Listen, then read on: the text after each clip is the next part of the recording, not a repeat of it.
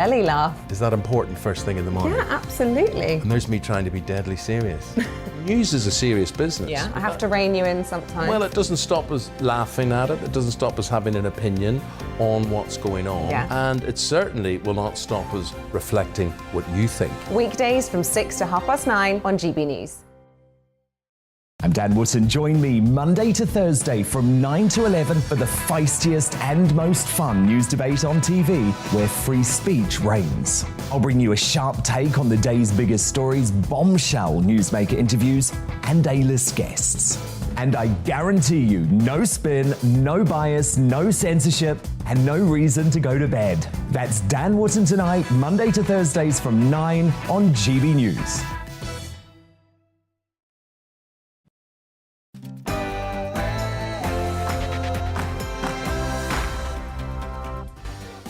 How's the makeup tonight? Donald Trump orange, David Dickinson mahogany, or Richard Madeley beige? Either way, we've got a very colourful show for you tonight. My Mark Meets guest is one of the few opposition MPs that has been fighting against vaccine passports. Scottish Lib Dem MP and their Home Affairs spokesman, Alistair Carmichael, joins me at 10, and he's got quite the story to tell. Can the Scottish Lib Dems be a thorn in the side to Nicola Sturgeon? He thinks so. In the big question, is Joe Biden fit to be president of the United States? We'll speak to a top US psychiatrist who says his health is a concern. We're also joined by Donald Trump's former right-hand man, Jason Miller. They're both live at 9:20. You won't want to miss that one. We'll bring you the latest on fears that Russia is about to invade Ukraine. And in my big opinion, the other side of the news, the self-inflicted crisis of Britain's energy problem. It's time to drill for shale. Drill, baby, drill.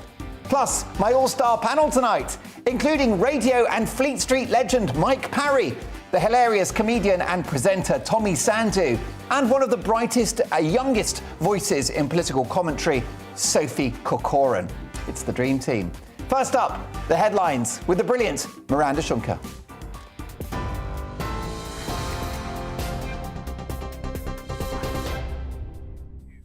Thank you. Let's bring you the latest from the GB newsroom. A phone call between Presidents Joe Biden and Vladimir Putin this afternoon to try and de-escalate tensions on the border of Ukraine has resulted in no significant breakthrough. A US official said that despite the call lasting over an hour, it remains unclear whether Russia will now move closer to military action. However, a Kremlin official said the call took place against a backdrop of hysteria and that the US had failed to address key security concerns. US Secretary of State Antony Blinken warned there would be repercussions if Russia now launches an attack. We and our allies have made this crystal clear to Moscow. If President Putin decides to take military action, we will swiftly impose severe economic sanctions in coordination with allies and partners around the globe. We'll bolster Ukraine's ability to defend itself. We will reinforce our allies on the eastern flank of NATO. Well, meanwhile, in Ukraine itself, thousands of people marched through the capital to show unity against threats from its neighbour. Ukraine's leader Volodymyr Zelensky has urged people not to panic and pushed back against what he said were bleak war predictions being reported in the media. Despite his appeals for calm, many countries, including the UK, have urged their citizens to leave the country, warning there won't be any military evacuations if commercial flights have to end. Well, back home, the Prime Minister has a week to respond to a police questionnaire over a number of alleged parties held in Downing Street while COVID restrictions were in place. It forms part of the Metropolitan Police investigation and is the equivalent of being questioned under caution. The Met have contacted more than 50 people believed to have attended the parties who could face fines for breaching lockdown rules. Boris Johnson denies any wrongdoing. A number of people are being treated after a mezzanine floor collapsed at a bar in East London. London Ambulance Service say they treated 13 people, with 3 patients having potentially serious injuries after the floor collapsed in the Two More Years bar in Hackney Wick just before 5 o'clock. 4 people were later taken to hospital. French police have fired tear gas at demonstrators in Paris after so-called freedom convoys made it into the capital.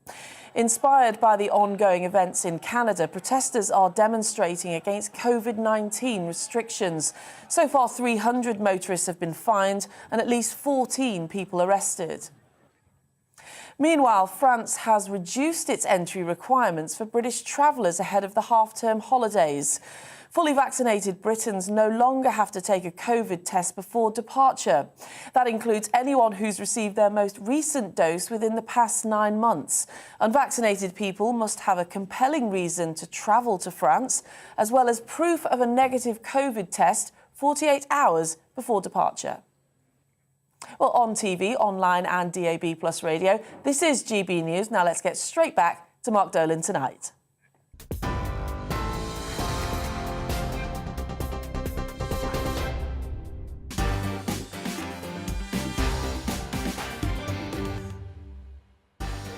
My thanks to Miranda, who returns in an hour's time. It's Saturday, the 12th of February, and you are watching Mark Dolan tonight. I've got an unbelievable show for you this evening. In the big question, is Joe Biden fit for high office, and do his health issues threaten the world order as Russia prepare to invade Ukraine? We'll speak to a top psychiatrist in America who believes his health is a cause for concern. We're also going to speak to Donald Trump's former top advisor, Jason Miller. My Mark Meets guest is one of the few opposition voices in Parliament consistently opposed to vaccine passports. Alistair Carmichael is my Mark Meets guest at 10. We'll also find out why he got into politics, whether the Scottish Lib Dems can be a thorn in the side of the seemingly unstoppable Nicola Sturgeon. Plus, we've got my alternative news headlines at 10. American showbiz news with the queen of US showbiz political and royal reporting, Kinsey Schofield. And reacting to the big stories of the day, my all-star panel tonight, political commentator Sophie Corcoran, broadcaster, podcast host and comedian Tommy Sandu, and radio and Fleet Street legend Mike Porky Parry. So I've got a packed 3 hours for you, a dream team panel. And remember, we don't do boring, not on my watch. I'm going to make an effort to get to your emails tonight. Last night was so busy, as you know, so do get in contact. The show is all about you. That's why we're here. That's why I'm here. Mark at gbnews.uk, so drop me a line between now and 11. So it is Saturday night. We're going to have some fun. Pop the cap off something bubbly or fire up the kettle. Tear open the party rings and let's get to work.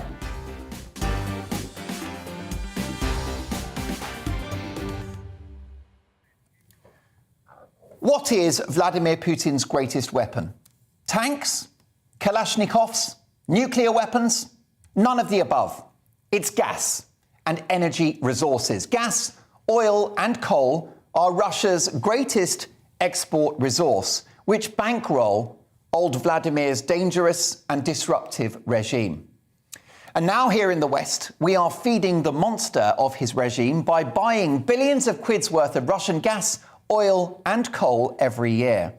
In particular, countries like Germany, who under the impossibly overrated leadership of Angela Merkel, chose not to invest in nuclear power 10 years ago and are now dependent on Putin to keep the lights on in Berlin, Hamburg and Munich.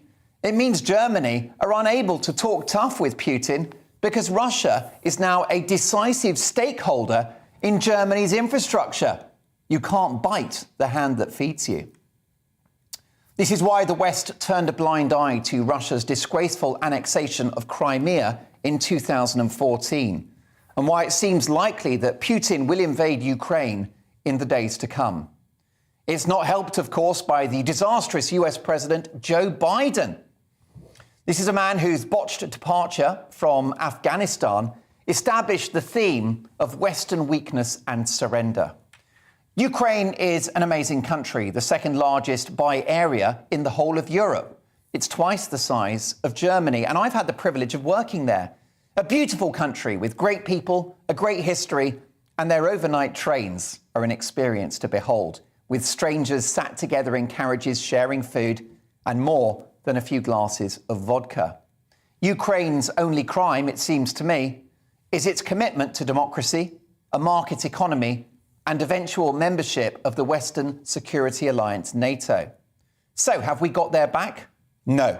Quite the opposite. We are bending over backwards to accommodate Putin himself. The Germans, for example, have effectively signed off Nord Stream 2, an enormous gas pipeline which will cement Russia's dominance of the energy market across Europe. And it will give Putin the ability to unilaterally switch off power supplies to Ukraine whenever he fancies. Putin can literally pull the plug on one of our great Eastern European allies. How is that acceptable? Meanwhile, here in the UK, hard-working Brits are in the grip of a cost of living crisis caused by the extraordinarily damaging experiment of lockdowns. How so? What's the connection? Well, if you print money, keep interest rates artificially low, and slow down supply chains, you create inflation. But the horrific cost of living crisis is being exacerbated by fuel prices. Because even though we are standing on hundreds of years' worth of potential energy, we import it from all around the world. With vast reserves of oil, coal, and shale gas of our own, we buy it from somewhere else. It's like the Arabs buying sand or the Eskimos buying ice. As the brilliant Ross Clark points out in the Daily Mail newspaper, and here's an interesting article, 20 years ago, Britain was self-sufficient in oil. No longer. We produced 49 million tonnes of oil in 2020, but had to import 63.7 million tonnes, 8 billion of which came from, you guessed it, our pals in Russia. And Britain lies at the western end of a European gas grid, powered in large part by Russian gas pipes. If Russian gas were to be withheld from the east, our gas supply from Europe would swiftly end. So what about fracking? Shale gas is a far cleaner fuel than gas and coal, although perhaps not a long-term solution if we're going to get carbon down. But it is certainly a great short to medium-term option that has achieved energy independence for America and a fraction of the fuel costs for our pals on the other side of the pond. Fracking was even backed by former President Barack Obama, who recommended shale gas as a lower carbon bridge fuel. According to experts, we've got at least 50 years of the stuff beneath our feet. Frack, baby, frack. It makes so much fracking sense. And what about coal? Well, we have drastically cut back coal production. Now, maybe that's great. You think we're saving the planet, except we're not. We just buy coal from somewhere else. In 2020, 45% of our coal was imported, in spite of Britain sitting on several hundreds worth of reserves in terms of years. That's right, several hundred years. Once again, Russia was the single biggest source of our imports, shipping 1.62 million tonnes to us. Do you see the problem? The idiocy of our energy policy defies comprehension. So a lack of energy independence is fueling the cost of living crisis, leaving us exposed to international energy prices and adding to the corrosive problem of inflation. But a lack of energy independence, as we're seeing in the Ukraine, also has national security implications. Buying energy from international bad actors like Russia just fills their coffers and provides them with the resources with which to threaten the free world. So what about nuclear? Well done to the French for getting on board with nuclear in the 60s. They ignored misguided environmental campaigners, and they now have a sustainable, secure, low-carbon source of energy. Meanwhile, our progress on nuclear has been anemic. Just as France are planning to build multiple new power plants in the next few years, we're finally getting around to building one, the long-delayed Hinkley Point C plant in Somerset. There are now just 6 working nuclear power stations left in Britain. 6. All are scheduled to close by 2035. And the price of energy is not the only problem this country has. Supply is under threat as well, with rumours this week that the national grid may literally suck the power out of electric car batteries overnight if the energy is required. That's your car parked on the driveway or on the street. Welcome to hell. Now, I want to clean up the planet and get our carbon down, and I'm no climate change denier. We have a duty to future generations. But the zeal for net zero, with no questions asked, cannot be justified if it decimates our economy and severely impacts people's livelihoods and quality of life, all whilst China, India, Brazil and the US continue to pollute for fun. The long-term opportunities for green energy are massive for this country. It's a huge potential employer and a potential source of national income as well. Go green and the world will be green with envy. So yes, let's be number one in this green revolution, where our technology and expertise is already world-class. But energy policy is always about the right mix. Why are we bowing to the green lobby when it will damage our country or economy and our society in the years ahead? The green lobby were wrong about nuclear power, and they overestimated wind and solar. Now, I've got huge optimism about the future of Britain. We're set to have the fastest growth in the G7, and England is set to be the freest country in Europe as a result of the early lifting of COVID restrictions. Well done, Boris. If you're going to prove me wrong, Boris, you're going the right way about it. But if we're going to bounce back, our economic long-term recovery will be fueled by fuel itself. We need a sensible, cost-effective solution to the country's energy needs without making Vladimir Putin any more billions. If you don't have control of your energy resources, you are hostage to international fortune and potentially limitless price hikes. Our dependence on other people's energy is something that will be leveraged by those that wish us ill. Critics of shale gas are worried about earthquakes. Well, the international tectonic plates are shifting on the border of Ukraine as we speak, which is a far greater threat. The idea of achieving energy independence via shale gas in the short to medium term makes the earth move for me. The lesson from green extremists is clear. Go woke, no smoke. And it all begs the question, why the frack aren't we fracking?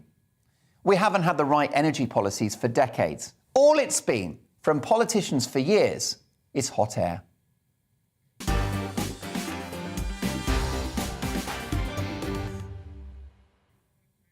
And what do you think about our energy policies? Mark at GBNews, get your thoughts over as soon as you can. With me reacting to the big stories of the day is my all-star panel tonight. Political commentator Sophie Corcoran, comedian, radio DJ and podcast host Tommy Sandu, and journalist and broadcaster, Fleet Street legend Mike Parry. Great to have all three of you with me.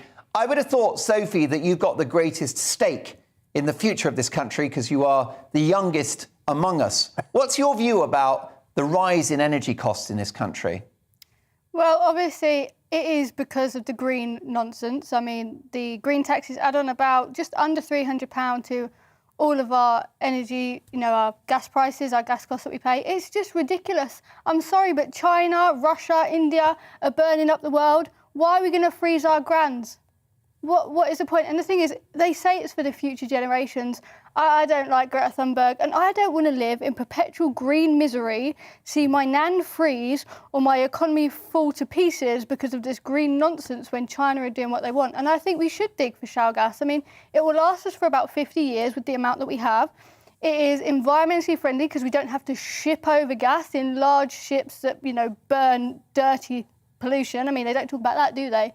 They're green warriors. It's cheaper. And it keeps British money in Britain. We're seeing this problem with Russia and Germany. I mean, look at Germany. They're basically in the hands of Russia because Russia can just do what they want and manipulate them with their gas. So why don't we have our own gas? We don't have to rely on foreign countries that can manipulate us over that, so they have no power of coercion over us. And it's better for Britain. I feel like these green agenda people are just so anti-British and they need to get a grip. Stop being wannabe Greta Thunbergs. Unless Greta Thunberg goes to China, then I'll be interested. But until she does, I'm not. Tommy Sandu, Go woke, no smoke. I'm surprised at Soph. I thought Soph would be more worried about the future. I think by the time the 50 years of shale gas runs out, you'd be 70. So, I'm surprised that... I am worried about the future. Yeah. And that future is being in green misery, so I don't want to live like that. So I think that I think the fracking option is a great option because it covers us for the short term. And I think with all the other financial stresses that this country is going through, it's a great way to kind of see it through. But in that time, we need long-term solutions, because I do worry about the grandkids. Sophie doesn't care about the kids and the future generations. I do, and I think it's important to have plans in place. I'm not sure all of the green policies have worked, and I think we've seen that there's been a lot of money wasted, but now it's time to kind of get it right. And here's a little buffer time. I think the shale gas is a time for us to kind of correct our ways and have long-term plans in place. Let's not be in this spot again in 50 years' time. I agree. Mike, the current situation is not sustainable. What's the answer, do you think? Mark, you outlined the situation brilliantly. Well done. I want to add a few points to it. How come in the same week we suddenly announced we're going to give the go-ahead to 6 more oil fields in the North Sea, in the same week that we said we're going to pour concrete into the existing shale gas mines, which we've already dug? How can that be a joined-up energy policy? So we're going to go ahead and take oil and gas out of the North Sea, but the cheapest way of getting it, as you quite rightly pointed out, shale gas, is in Lancashire. If the government want to level up, go ahead with shale gas exploration in Lancashire, and the North will become richer than the South. It really will. The USA went after shale gas, and they are now the biggest exporters of energy in the world. Right? Bigger than Saudi Arabia, because they've got so much shale gas. The energy costs in America are 25%, right, of what they are in this country to domestic users, and that's because they've got shale gas. So none of it makes sense. And as Sophie's quite rightly pointed out, it's driven by this mad green agenda, the mad agenda that says, let's get to net zero by 2050. What are we going to replace it with? The whole thing is abysmally ill thought out. If we have the number of electric cars on the road that the government wants, by even 2035, we'd have to build a new nuclear power station anyway, in addition to the one we're building, just to power the cars with electricity. We just haven't got that sort of electricity in this country. And finally, you're absolutely right. Why are we hostage to people in Qatar, to people in Russia? They're shipping in liquid petroleum gas into our docks here. We could get it out of the ground. And finally, on shale gas, by the way, they're digging High Speed 2, which I don't agree with. I think it's a ridiculous vanity project. But when they're digging those tunnels to save the people in the home counties from having to watch a train, so they're going to put the train underneath the ground, the echoes and the shockwaves coming out of digging those tunnels are 10 times greater than anything that was suffered in the initial drilling for shale gas in Lancashire, which would have revolutionised this country and made us the wealthiest provider of energy in the world, which we could have exported around the globe. Well, I have to say I agree, but what's your view? Mark at gbnews.uk. Get your opinions in. My panel return very shortly to debate the merits or otherwise of Valentine's Day. I know it's always a red letter day in the calendar of Mike Parry and his many female admirers. But do you care about Valentine's? We'll discuss that later in the show. But coming up next in the big question, is Joe Biden mentally fit enough for a war with Russia? We'll speak to a top psychotherapist in the States and Donald Trump's former right-hand man. So lots to get through. Get those emails in and I'll see you in 2. Looking ahead to tomorrow's weather, and the UK is looking wet and windy for many. Let's take a look at the details. Across the southwest, persistent and heavy rain will push eastwards through the morning. It will be windy for all, but especially along the coasts. Further east, a cloudy and breezy start to the day with some drizzly rain at times. The winds will pick up through the morning. Across South Wales, another wet start to the day, very windy as well. Take care on the roads as there may be surface water. In northwestern England, rain will be likely heavy and unpleasant at times, particularly over higher ground. Across northeastern England, slightly calmer at first, but it will soon turn wet and windy here as well. The rain will likely be heavier and more persistent for many compared to Saturday. In southern Scotland, a drier and slightly calmer start to the day, though largely cloudy. By mid-morning, it will turn wetter from the south. For Northern Ireland, expect a drier and calmer start as well, fairly mild and cloudy. However, things turn wet from the southeast by mid-morning, driest in the northwest. The rain and strong winds will continue to push northeast with the dry weather reserved for northern Scotland. And that's how the weather is shaping up tomorrow morning.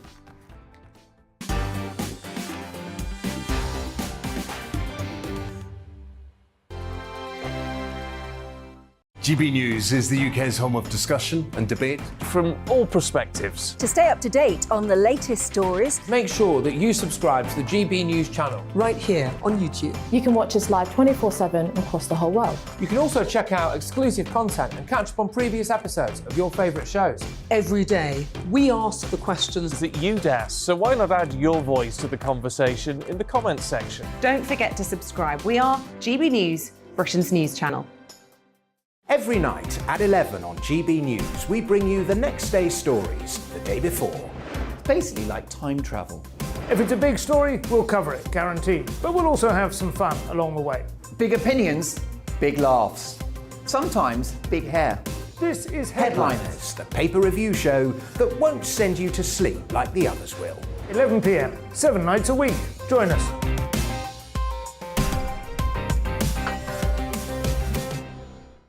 Hello there, I'm Eamon Holmes. And I'm Isabel Webster. And we hope you can join us for Breakfast with Eamon. And Isabel. You make me laugh out loud, belly laugh. Is that important first thing in the morning? Yeah, absolutely. And there's me trying to be deadly serious. News is a serious business. Yeah, I have to rein you in sometimes. Well, it doesn't stop us laughing at it. It doesn't stop us having an opinion on what's going on. Yeah. And it certainly will not stop us reflecting what you think. Weekdays from 6 to 9:30 on GB News. I'm Dan Wootton. Join me Monday to Thursday from 9 to 11 for the feistiest and most fun news debate on TV, where free speech reigns. I'll bring you a sharp take on the day's biggest stories, bombshell newsmaker interviews, and A-list guests. And I guarantee you, no spin, no bias, no censorship, and no reason to go to bed. That's Dan Wootton Tonight, Monday to Thursdays from 9 on GB News.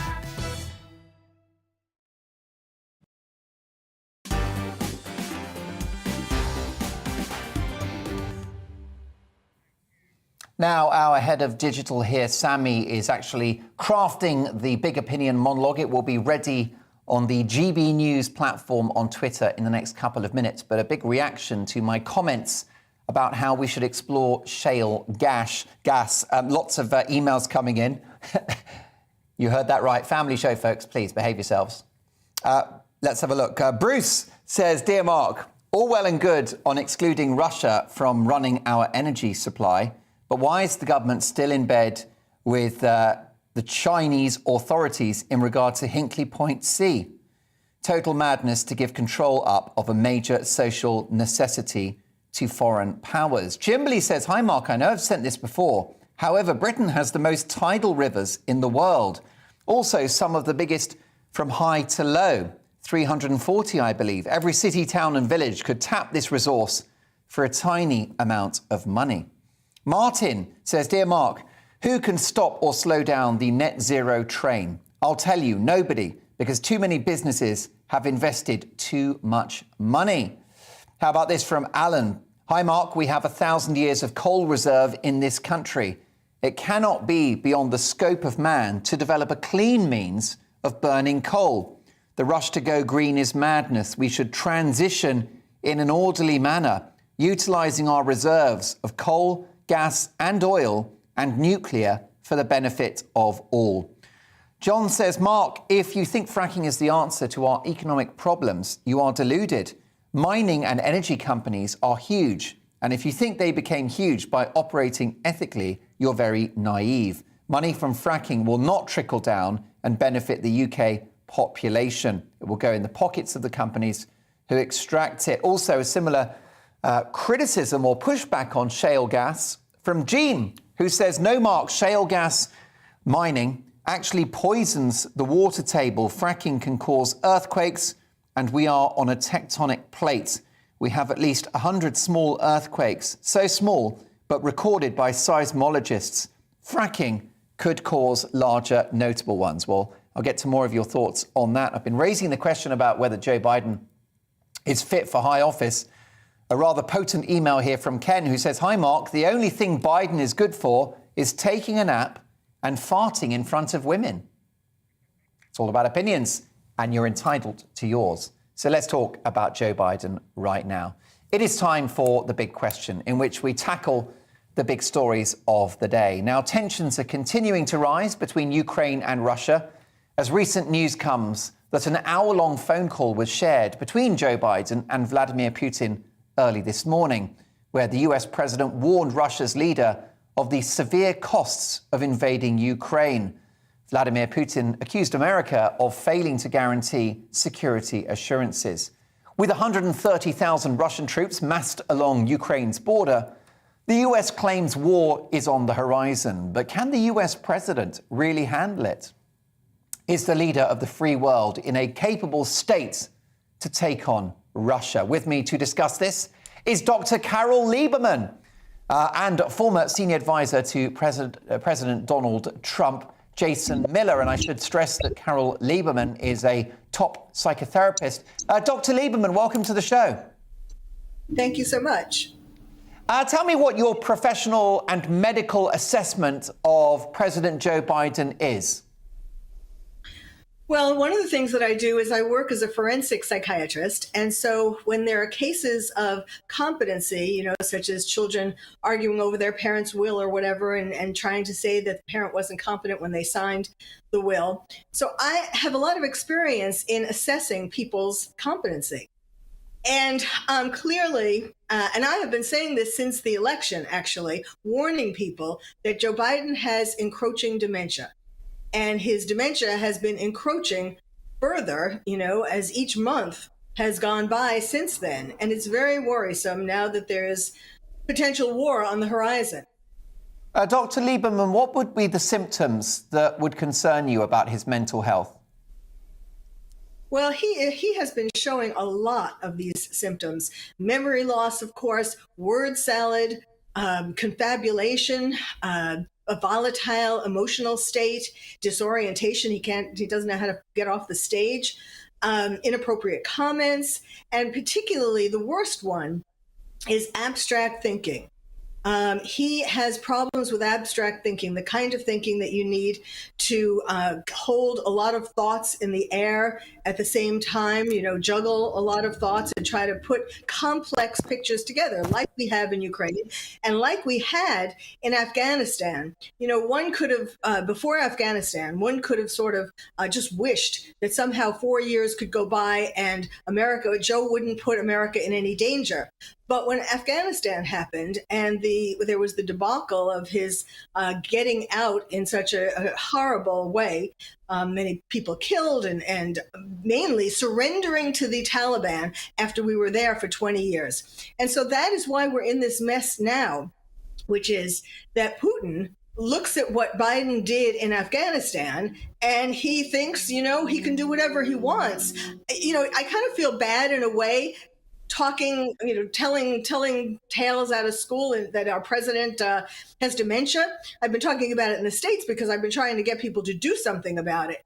But anybody, you don't have to be a psychiatrist to be able to tell that he is not mentally fit. And so Putin talks to Biden on the phone, and he's telling him we're not going to invade Ukraine. Meanwhile, he has all these troops and all the artillery. And so it's like, does he think Biden is so addled that he's not going to, believe that, in fact, all of these things are there too? Why else would they be there if not to invade Ukraine? So Biden has put us in a very, very weak position. And other world leaders are also waiting for their turn to jump in and try to get what they want. Jason Miller, you are a former right-hand man to Donald Trump. Many people speculated about his mental health when he was in office. What's the difference? Well, I think the difference very simply is the results that we've seen on the global stage. And we were told all through 2020 that if we just elected Joe Biden, if we just returned back to the sensible norms and the traditional decorum in Washington, the world would go back to normal. But instead, the world has become more chaotic, borders less secure. And as Dr. Lieberman was saying, there are real concerns about our commander-in-chief. Now, I'm not a trained medical professional, but I would say in my terms that Joe Biden is several crumpets short of a Tea Party. I mean, what we see is he's wandering into bushes, he's losing his train of thought, he's nodding off and falling asleep in public, and quite frankly, it's embarrassing.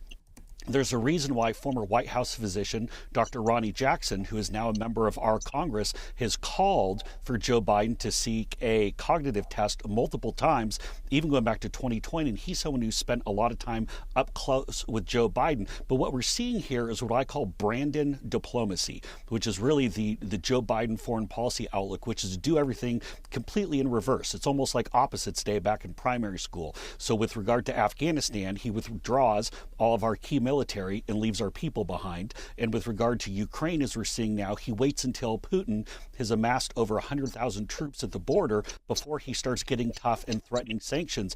Everything is going in reverse. Everything is backwards. Not only has the U.S. become less secure on the global stage, our allies have become less secure on the global stage. How do you see this playing out? Because many would argue, Jason, that the US president has access to the very finest medical health provision, and the president of the United States must be the most tested human being on earth, both for physical and mental health. Well, I certainly don't think that that's the case with Joe Biden. I think that this is largely a media cover-up when it comes to the United States. I think that many in the media who work to convince the American public that if we just went with Joe Biden and we got rid of Donald Trump, we would see these better results. And so I think many in the media are quite sheepish here in the States, and they don't want to admit the fact that they were complicit and the fact that they were wrong. But I think we're probably rapidly approaching the point where the Democratic insiders go to Joe Biden and say, hey, Joe, we can't have you run again in 2024. I think the midterms that are coming up later this year will be a landslide, maybe 60, 70, potentially even 80 seats for Republicans who will pick those up in November of 2022. And again, I do think that President Trump runs in 2024, although I don't think it'll be against Joe Biden. I think it'll most likely be a progressive, someone like a California Governor Gavin Newsom or a Michigan Governor Gretchen Whitmer. Heaven prepare us. Dr. Lieberman, if your diagnosis is that Joe Biden has dementia, what's your prognosis for him? How long has he got, in your view, before he's no longer able to govern? Well, good question. I said encroaching dementia. It has been slowly encroaching. I think part of it will depend upon just how much stress, what happens with all of these in the world, with all of these other world leaders, like most imminently Russia, and how much stress that puts on him. But I mean, we don't have a great fallback. Kamala Harris, obviously, as vice president, is not a great alternative. And that's part of why people have been continuing to prop Joe Biden up. But, it's not a question of his not being able to get access to good medical help. He actually had a test. He had a physical not that long ago, and there was a whole report about it and so on, and they tested all different things, but they did not do a cognitive test, or they did one and they're hiding the results. And do you think, some would be watching this, Dr. Lieberman, and they might speculate that your comments are politically motivated. Are you just a Republican? I am a Trumper all the way, those were the criticisms that were leveled at me when I was talking about this, warning people about it before the election. But at this point, there's no political, Biden is president right now. So I don't know how, it's not that I'm trying to, Trump isn't going to be running until 2024. So it's not about that.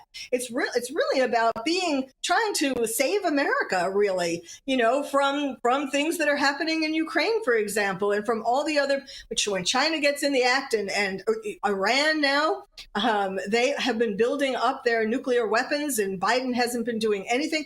There's all this danger right now to America and to its allies. However, briefly, Dr. Lieberman, you've said that you support Donald Trump. He's hardly the picture of mental health himself, is he? Many people think he's bonkers. Many people say he's bonkers? Yeah. Is that what you said? Yeah. There hasn't really been as much of a question in terms of his cognitive health, his mental ability. He certainly doesn't have dementia. But, there's been some question about his personality. being narcissistic and so on. Well, you know what? I'd rather have a narcissistic president than one who has encroaching dementia. Dr. Liebman, what do you think is going to happen? Do you think that Joe Biden will have to cut short his time in office? What's your best guess? I don't think he's going to be able to last the 4 years. I really don't. Physically and certainly mentally. And, when you think about it, in a way, it's elder abuse. Because when people have dementia, and this could be Alzheimer's or it could be vascular dementia, because he's had some brain aneurysms. So likely it more has to do with transient ischemic attacks, when he kind of goes blank at brief periods. That's when the blood isn't getting to the brain. So that's probably the most, and he has an arrhythmia. He has atrial fibrillation, and he has medicine for that and so on. So there are a lot of possible causes for what's going on. But no, I don't think that he is going to be able to last, as I said, physically or mentally. Now, Jason, you are the founder and CEO of Getter, which is the fastest growing social media platform in the world, very much the home of free speech. There's no cancel culture on Getter, no censorship. What about your buddy, Donald Trump? Have you been in touch with him? And what's the latest on his political ambitions? Well, I have. In fact, I spoke with the president last Friday. We had a good conversation following some of the comments that the vice president made recently. And so we had a spirited conversation about that. And I'll be seeing our 45th president this upcoming Wednesday. I think President Trump is very much going to run in 2024. He seems very much engaged with what's happening with the midterm elections. And for all of the hyperbole and all of the bluster that a lot of times that we see surrounding President Trump, I do think that there's a laser-like focus right now on the actual issues that are going on. The 7.5% inflation that we're seeing in the United States, the crisis at the southern border, of course, this disaster that is mounting with Ukraine, which is very concerning. And I think people would be very surprised with just how concerned President Trump is and how much he wants to get back in there and do it. So I think, hopefully, I'm still working to try to get him on together onto our social media platform. I know he still has plans to launch his own. Meanwhile, we're at about 4.8 million people, almost to 5 million. And it's great to have folks like yourself on, Mark. Jason Miller is the founder and CEO of Getter, a social media web platform that's been created to rival Twitter and others. And Dr. Carol Lieberman is a board-certified psychiatrist and host of Dr. Carol's Couch on voiceamerica.com. She's also got an amazing website as well, drcarol.com. You can find out about her amazing work. Carol and Jason, thank you so much for your time. Let's catch up soon. Well, is Joe Biden mentally fit to handle a war with Russia? 94.5% of you say no, whilst 5.5% say yes. Let me know your thoughts via email, mark@gbnews.uk. After this, what's the point of Valentine's Day? We'll speak to a dating expert and a rather romantic journalist. See you in 2.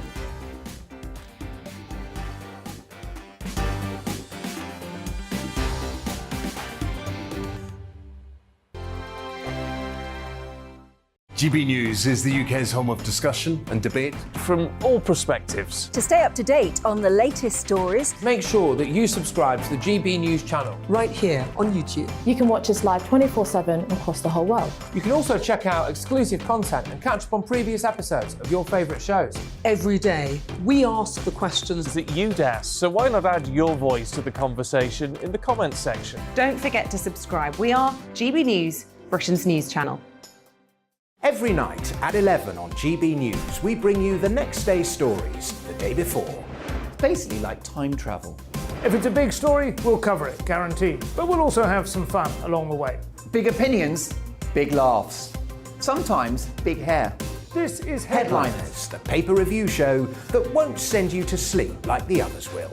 11 p.m, 7 nights a week. Join us.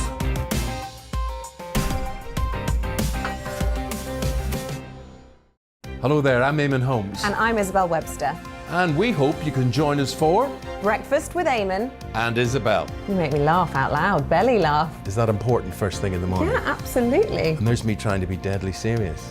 News is a serious business. Yeah, I have to rein you in sometimes. Well, it doesn't stop us laughing at it. It doesn't stop us having an opinion on what's going on. Yeah. And it certainly will not stop us reflecting what you think. Weekdays from 6 to 9:30 on GB News. I'm Dan Wootton. Join me Monday to Thursday from 9 to 11 for the feistiest and most fun news debate on TV, where free speech reigns. I'll bring you a sharp take on the day's biggest stories, bombshell newsmaker interviews, and A-list guests. And I guarantee you, no spin, no bias, no censorship, and no reason to go to bed. That's Dan Wootton Tonight, Monday to Thursdays from 9 on GB News.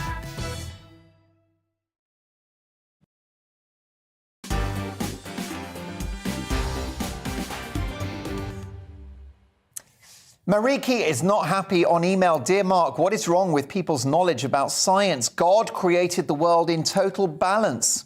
All of a sudden, animals are the problem because they give off CO2. Don't people understand that plants need CO2 for photosynthesis, which produces O2? And there you go. Mariki develops that theme that climate change is natural. On Joe Biden, Jackie says, hi, Mark. Joe Biden is crazier than a crack house rat. I didn't know they were crazy, but there you go. I wonder if you speak from experience, Jackie. I'm sure you don't.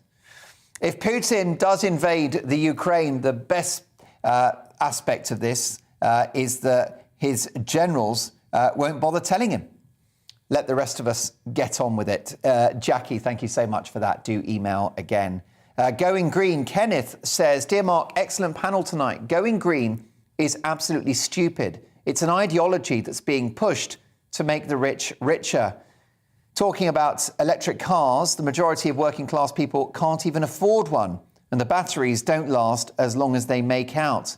Plus, they cost from £8,000 to £17,000 to replace.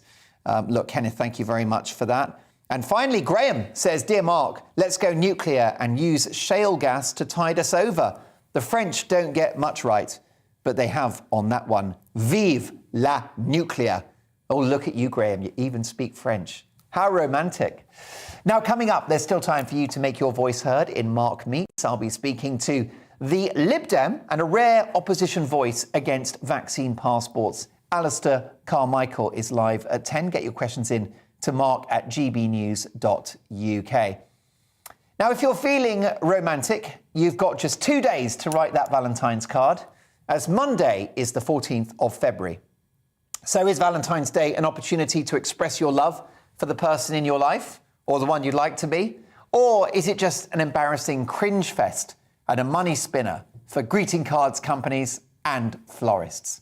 Well, to discuss this, I'm delighted to welcome dating expert and love coach Nadia Essex, who's the author of 101 Tips for Dating After a Pandemic. We're also joined by broadcaster and social commentator, the rather dishy Peter Lloyd. Hi, Peter. Blimey, Mark, do I need to pay you for that compliment? This is, No way. I didn't realise that was the setup. No way, that Valentine card is in the post. What do you think about Valentine's, Peter? Will you be sending one or receiving one? I've got to say, I think Valentine's Day is like New Year's Eve. People observe it, but they secretly hate it because it's so contrived and commercialized. They don't really want to have to go through the turmoil of it, but they do it because it's a ceremony that happens each year. And quite frankly, I feel that too. I think greedy resellers have absolutely killed it with all their naff, heart-shaped red merchandise that's completely overpriced and mass-produced in China. And it's led people to almost lose the art of being spontaneously, creatively romantic for themselves. I don't want to come across as a complete misanthrope here, so hear me out. But, I have to say, I wouldn't want to say that we should ignore it completely, but I always think play it cool, do something understated and original, and just take it with a pinch of salt. I'd much rather the country had a better relationship celebrating St. George's Day. Nadia, you don't need a special day to say I love you, do you? Yes, I mean, as dishy as you are, Peter, I mean, you sound like a blast at parties, darling. I mean, come on. This is a day that is fundamentally to celebrate love. That is what it's steeped in, the history and everything behind it. And people go, oh, but you should be celebrating your loved one all year round. You should, but you don't. And so this is an opportunity for just one day, just one, in the 365 days, to actually show the person that is there and putting up with you that you appreciate them and you love them and you're grateful for them. What better day than that?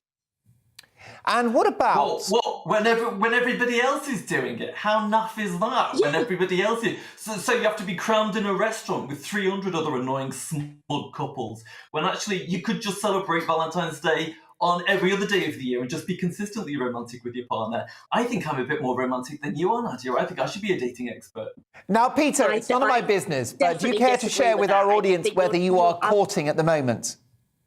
Oh, do you know what, Mark? I knew you were going to ask me that, and now Nadia's going to be laughing at me because... But all I will say is it's complicated. That's all I'll say. Lucky you. And that's fair enough. But there's isn't nothing the point... wrong with being in a situationship at all, but you are definitely Nadia, you know what it's romantic like. You know what it's like. if you don't think Valentine's Day is worth it. Because, of course, a day that everybody, after the doom and gloom of the last 2 years, everyone can be a bit kinder, a bit nicer and a bit happier to each other, because it's one of those lovely days where every single woman, without a shadow of a doubt, sees a man walking down the street with a bunch of flowers and a little pitter-patter in their heart goes, because they're like, that's a keeper right there. And if you don't think so, then this is perhaps where you guys are going wrong in relationships. Just saying. No, look, as I said earlier, I'm happy to observe it on some level, but I think it should be low-key and cool. And I have to say, going back to what you just said about women, the thing I dislike about Valentine's Day is the pressure is always lumped on men. The assumption is that Valentine's Day is a day that men buy stuff for their wives and girlfriends and celebrate the ladies in their lives. I mean, I'm all for that, but what happened to equality? I want women buying gifts. What are you talking about? Men, I want women buying PlayStations and football season tickets for their husbands and boyfriends. That's what I want. Men get steak and blow day. Okay? There is a specific day that men get where they get a steak and then they get something else that makes them very, very happy. So that is perfect equality right there. And 9 times out of 10, the man might bring the flowers, but it's the woman that's doing the cooking. So there's lots of equality. But as we know, in general, it's so nice to see a man do even a micro expression as buying a bunch of flowers to show the person that they love them. That to women means a lot. Because you guys, inherently, we are known for making little to no effort. And so that's why our heart goes pitter-patter, pitter-patter, pitter-patter when we see a stranger walking down the street on Valentine's Day with a bunch of flowers, because we think, oh, what a lovely guy, because they're very rare. Yeah. Peter and Nadia, let's bring my panel in. Mike Parry. Yeah. You are an old romantic, aren't you? Well, listen, when I was younger, I used to spend half a week's wages, which was £22 in those days, by the way, on a Valentine's card the size of a telephone directory. Our younger viewers won't know what a telephone directory is, but it's a big square thing like that. And there's a white box and it goes on. 1 year, more recently, not that recently, when I lived in New York, I bought my girlfriend a fur coat on Valentine's Day, because, of course, it's February the 14th. It gets very cold in New York in February. And to this day, another girlfriend I had about 25 years ago still sends me a Valentine card every day. For some bizarre reason, because I'm in the world of broadcasting, I am very attractive to women. And I don't mean that as a boast. It just happens. And so everywhere I work, and this is the first year I've worked at GBNews, so you might need to get an extra postman in this year, Mark, with the sack full of cards. They do send me cards everywhere where I work, so radio stations and TV stations. So get ready for an influx on Monday, because, as I say, it's not my fault. I just have it. You know what I mean? Well, we're going to do a special feature on the show. It's going to be called "Let's Empty Mike Parry's Sack." It will take hours. It might air after the watershed. Tommy Sandu, how did you seduce Mrs. Sandu? Well, I tell you what we're doing. This Valentine's Day, I cook. So I'm the one who does the cooking, and I'm the one who buys the flowers, Nadia, as well. So I do both of those. But then Tuesday morning, Mark, you'll like this, because she likes Italian food, my missus, we fly to Naples and we spend 2 days in Naples and we come back on Thursday. That's how we do Valentine's in the Sandu house.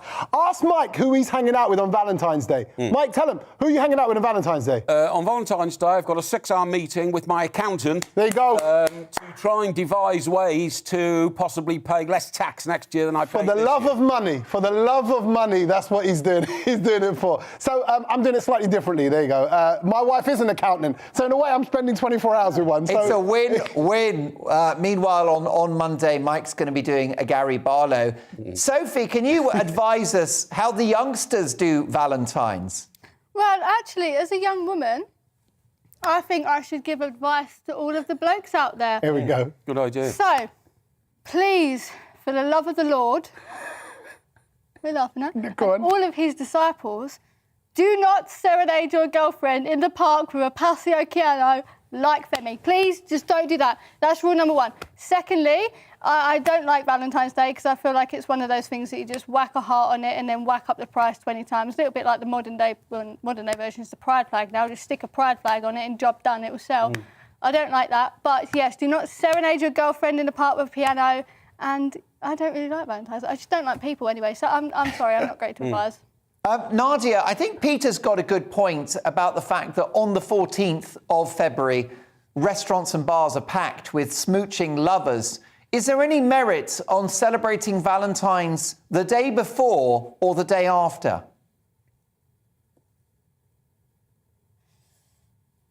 She's gone. She's been silenced, which is an absolute crime against broadcasting. Peter, let me... Oh, she's back. There you go. Nadia, have you muted yourself? No, I'm back. You're back. What do you think about celebrating Valentine's the day before or the day after? That's secretly what we do, I'll be honest, round at mine.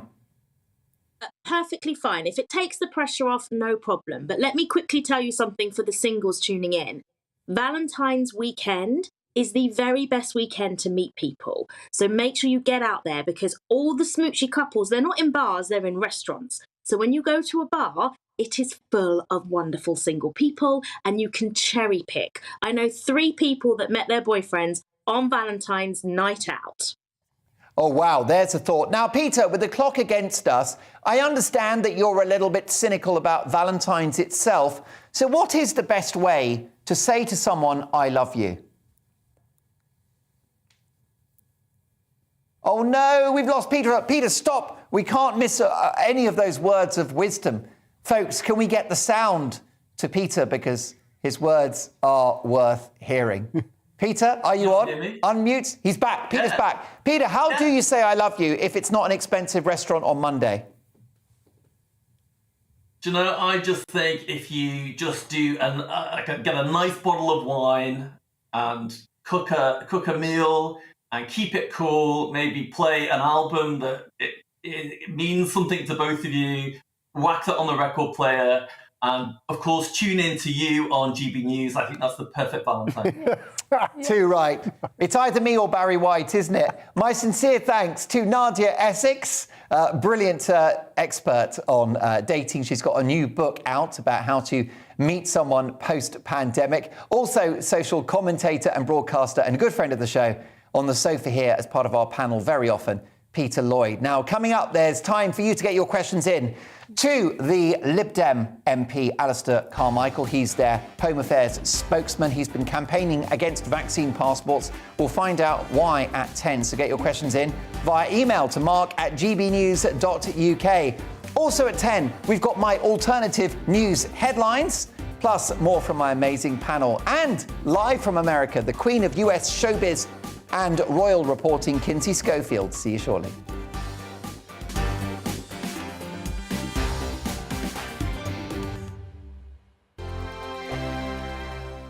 GB News is the UK's home of discussion and debate. From all perspectives. To stay up to date on the latest stories, make sure that you subscribe to the GB News channel right here on YouTube. You can watch us live 24/7 across the whole world. You can also check out exclusive content and catch up on previous episodes of your favourite shows. Every day, we ask the questions that you'd ask, so why not add your voice to the conversation in the comments section? Don't forget to subscribe. We are GB News, Britain's news channel. Every night at 11 on GB News, we bring you the next day's stories the day before. It's basically like time travel. If it's a big story, we'll cover it, guaranteed. But we'll also have some fun along the way. Big opinions, big laughs. Sometimes big hair. This is Headliners, the paper review show that won't send you to sleep like the others will. 11 p.m, 7 nights a week. Join us.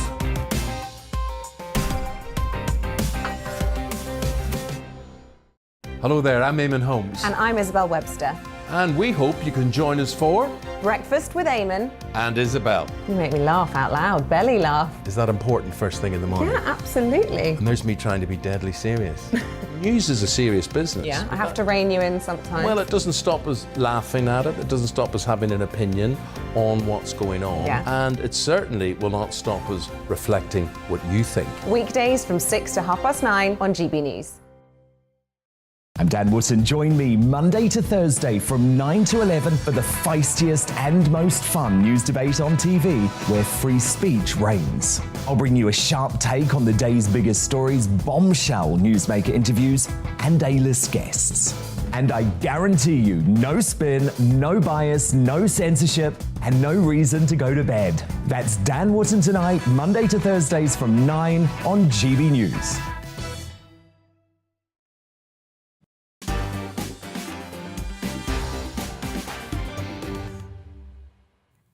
A very big hour to come. My alternative news headlines, a satirical take on the day's big stories after the news. Also, my Mark Meets guest tonight is the Lib Dem who has campaigned tirelessly against vaccine passports. The Lib Dems' Home Affairs spokesman, Alistair Carmichael, is live in the next few minutes. And we've got another Great British Game Show. But first, here are the news headlines with Miranda.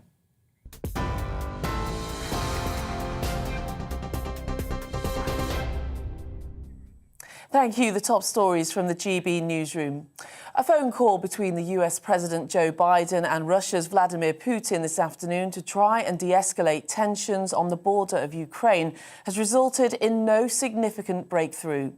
A US official said that despite the call lasting over an hour, it remains unclear whether Russia will now move closer to military action.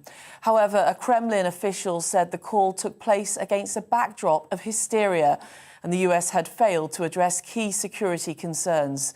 US Secretary of State Antony Blinken warned there would be repercussions if Russia now launches an attack. We and our allies have made this crystal clear to Moscow. If President Putin decides to take military action, we will swiftly impose severe economic sanctions in coordination with allies and partners around the globe. We'll bolster Ukraine's ability to defend itself. We will reinforce our allies on the eastern flank of NATO. Well, meanwhile, Ukraine's president has urged people not to panic. While thousands of people marched in the capital, Kiev, to show unity against threats from Russia, Volodymyr Zelensky pushed back against what he said were bleak war predictions being reported in the media. I have to analyze all the information which we have. We have a lot of information because we are on these borders. It's our borders, it's our territory. And now the best friend for enemies, that is panic in our country. And all this information that helps only for panic doesn't help us. Well, back home, the Prime Minister has a week to respond to a police questionnaire over alleged parties held in Downing Street while COVID restrictions were in place. It forms part of the Metropolitan Police investigation and is the equivalent of being questioned under caution. The Met have contacted more than 50 people believed to have attended the parties who could face fines for breaching lockdown rules. Boris Johnson denies any wrongdoing. 4 people have been taken to hospital after a mezzanine floor collapsed at a bar in East London. Paramedics treated 13 people after the floor gave way in the bar called 2 More Years in Hackney Wick just before 5 o'clock. French police fired tear gas at demonstrators in Paris after so-called freedom convoys made their way into the capital. Inspired by the ongoing events in Canada, protesters were campaigning against COVID-19 restrictions. 300 motorists were fined and at least 14 people arrested. Meanwhile, entry requirements for British travellers to enter France have been reduced ahead of the half-term holiday. Fully vaccinated Britons no longer have to take a COVID test before departure. However, unvaccinated people must have a compelling reason to visit France, as well as proof of a negative COVID test 48 hours before travel.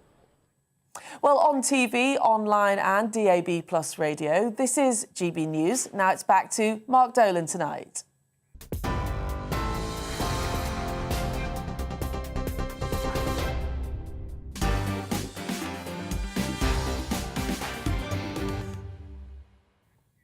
Well, a very busy hour to come, but it's time, as always, at this point in the show for your alternative news headlines. Let's kick off with this one. Rock superstar James Blunt is in the news. He had to pause a recent concert in Leeds due to disruption from a drunk fan. The reveller was eventually removed from the gig. Fans at the show were divided about what was worse, the interruption or having to listen to the rest of the concert. One fan said, "Bring the guy back in. I can't take any more of this." Film icon Tom Cruise is reportedly in crisis talks with Mission Impossible bosses after splashing almost 300 million quid on the production of the next Mission Impossible movie. It's thought most of the money has been spent on special effects, action sequences, and those really thick shoes that make Tom look taller. John Major is back in the news this week, criticising Boris Johnson for the Partygate scandal. To be fair, this Brexit-hating ex-Prime Minister was on top of a lot of things when he was in charge, though it was mainly Edwina Currie. Meanwhile, let's talk about the Prime Minister. We've got lots of stories to get through on that one, so watch this space. But for now, those are your alternative news headlines.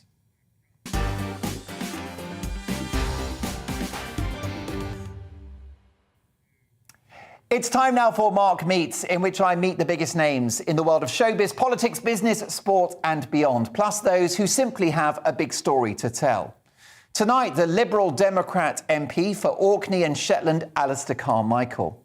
In a Scotland dominated by the SNP, Alistair Carmichael has been flying the flag for the Scottish Liberal Democrats since 2001.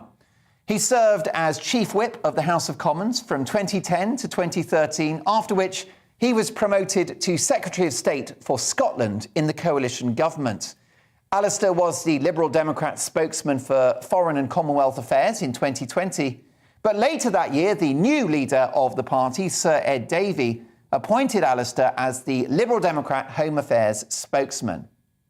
He's the longest-serving Lib Dem in Parliament and has been campaigning against COVID vaccine passports since their inception. So it's my great pleasure to welcome Alistair Carmichael, MP, to GB News. Hi, Alistair.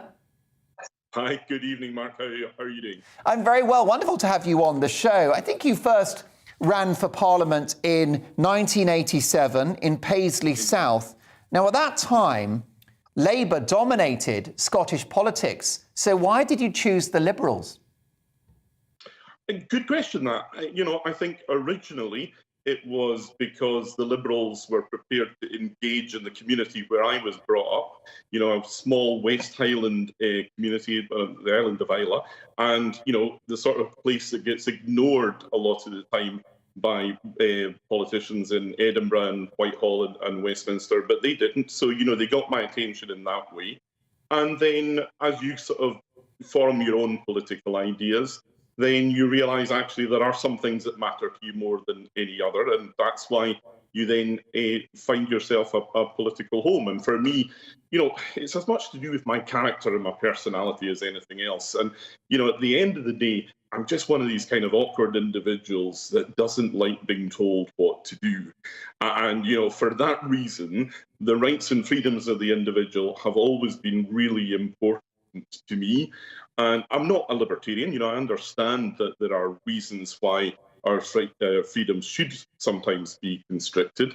But I think it's always important in politics that there is somebody there who, when government come along and say, we want to take away this freedom, that freedom, or the other one, you should say, well, okay, if you're going to do that, then you've got to make the case for it.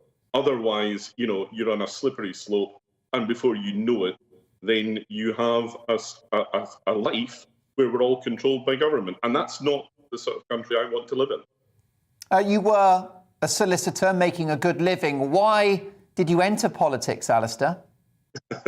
Yes, my wife and children very often ask me the same question. And I've not just been a solicitor. Before that, I worked for 5 or 6 years as first a waiter and then eventually a hotel manager. So, I've done a whole range of different things over the years. And why did I want to go into Parliament? Because, I look around the world and I look around the country and I see so many things that I want to change. And, I didn't, at that point where I was going to stand for Parliament or not, you kind of say to yourself, how am I going to feel about this in 20 years if I don't do it? And it has been the privilege of my life to be a member of Parliament. It has given me opportunities to be at the heart of the nation's politics that I would never have believed possible. So, yeah, life isn't always easy. Politics certainly isn't always easy. But if you actually care about the things that you believe in and you actually want to see the change that you believe your country or the world needs, then you either stay home and you shout at the television screen, or else you make that conscious decision to get stuck in, and that's what I did. And, for all the ups and downs that there's been over the years, and God knows there's been plenty of them, I've never regretted that decision for a second. We know, don't we, Alistair, about Labour's failure over many years to engage Scottish voters. What's gone wrong for the Scottish Lib Dems? Well, I think for many in Scotland, the coalition was a difficult time for us. I would still say that from 2010, it was the only decision that we could have taken, and we did what we knew to be the right thing in the national interest. But that it was always going to be difficult for us, and so it has been. But we've pulled back. In 2015, I was literally the last man standing. I was the only Liberal Democrat MP in Scotland. We're now back up to 4. We are rebuilding. We are finding our way back. And as you saw in other parts of the country, just in the course of last year, we've been started winning seats again, North Shropshire, Chesham and Amersham. And, the coalition was difficult at the time for a whole range of different reasons, but it also brought a whole range of advantages for us as well. Nobody will ever say again, Liberal Democrats can't be in government because they won't do the difficult things, they won't take the tough decisions, because we've demonstrated, I think, beyond any doubt that that's just not true. Well, yes, you were, of course, Secretary of State for Scotland in the coalition government. I've long held the view that the coalition government was a political triumph, because we know that when this coalition was formed, the country faced an economic crisis. It was the height of the credit crunch, the global economic downturn. And I've always credited the Lib Dems for their political courage in taking one for the team and doing what was best for the country. I know that many would challenge the method by which the deficit was tackled, which was austerity, but clearly it actually left us in good stead for the unknown economic crisis that was coming, which was COVID. Yeah, and indeed much better than we would have been otherwise. Look, you can call it austerity, call it anything you like, but at the end of the day, we had a deficit, that is the difference between income and expenditure for the government, that was twice the size of what was conventionally considered to have been sort of taking you into junk bond territory, where frankly your economy would have been trashed on the bond markets. Now, I think we've had to recalibrate all that now, given the amount of money that all countries have been spending on COVID. But you judge these decisions by the context of the day. And, when people say to me why did you agree to that sort of level and speed of public spending reduction? I say to them, we didn't do it on a whim. We did it on the advice of the governor of the Bank of England.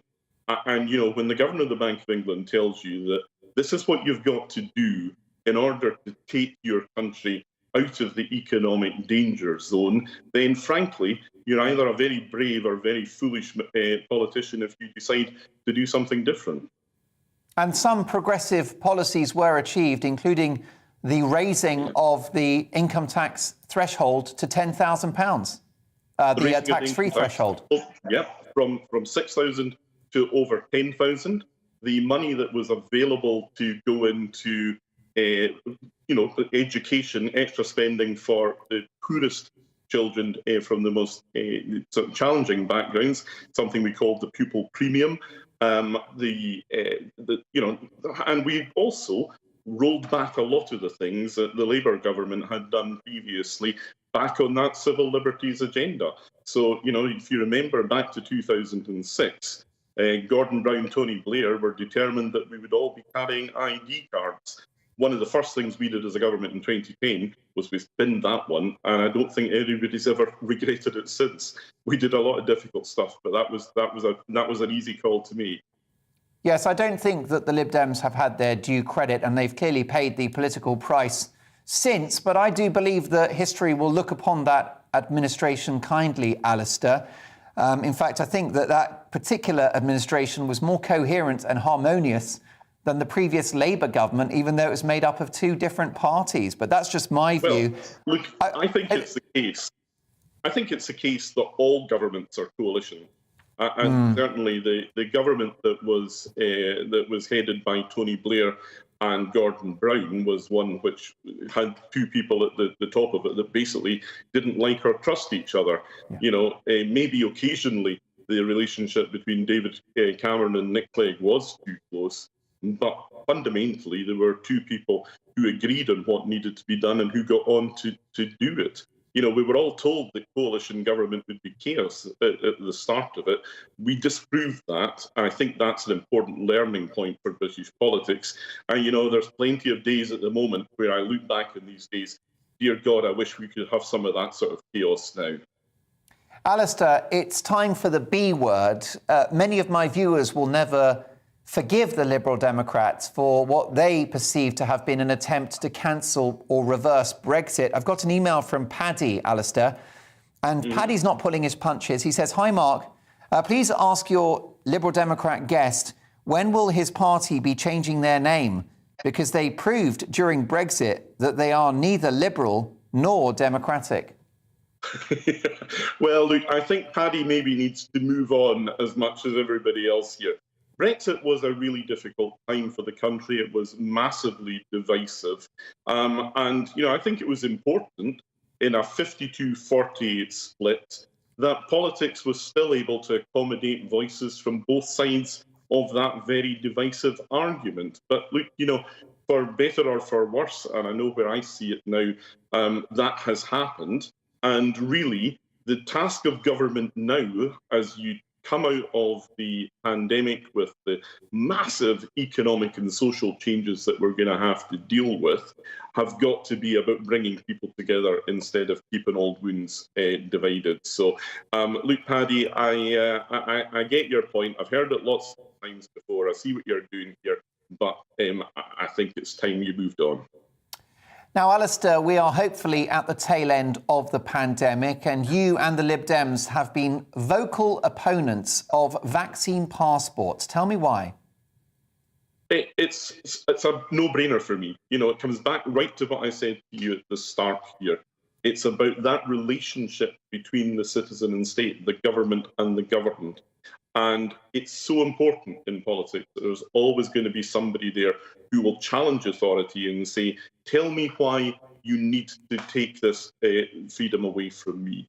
Because, you know, we all know that once individuals surrender freedoms to government are very slow, if ever, to give these freedoms back. You can go right back to the Second World War, the introduction of identity cards in 1939. It was clearly the right thing to do when we were at war.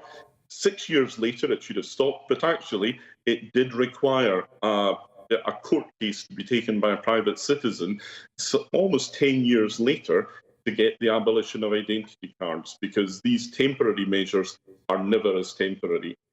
So, you know, I felt it was absolutely essential that we should challenge it.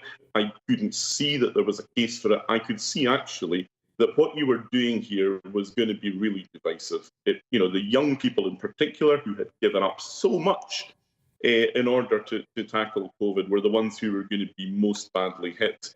And at the end of the day, in practical terms, it wasn't going to make any difference. It could, in fact, have created this false sense of security, which would have been more dangerous than anything else.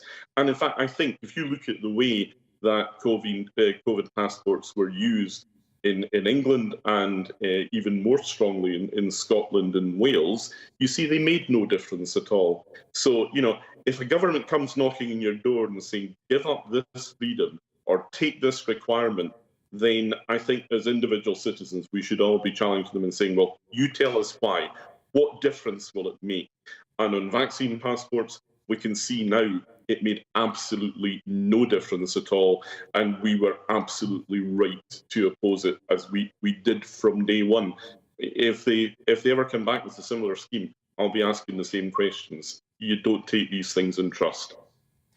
Alistair, the pandemic, many will say, has taught us that we should take a more liberal approach in the future when it comes to a pandemic. Do you think that the principles that are the basis of the Lib Dems should come to the fore if there are new variants of COVID, that we take a more Sweden-like approach in the years to come? Well, look, every country takes their own approach according to their own constitutional setup, their own history, the way they govern themselves. So be careful, first of all, about trying to draw too many lessons from one country or the other.